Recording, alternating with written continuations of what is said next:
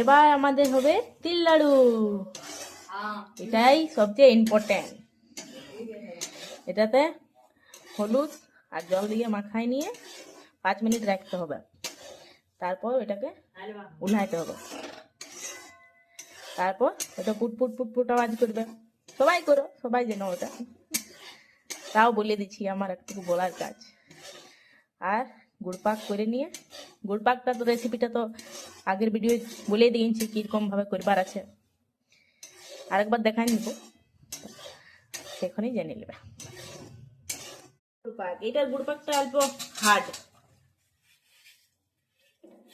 বেশিও নাই, একটু ধরা যাবে না সবাই।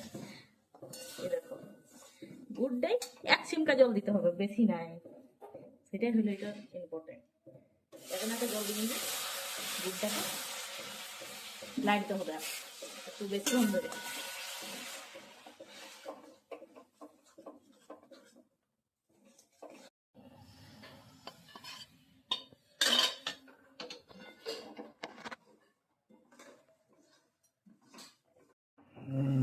বাহ, 1 নম্বর মিলে গেল।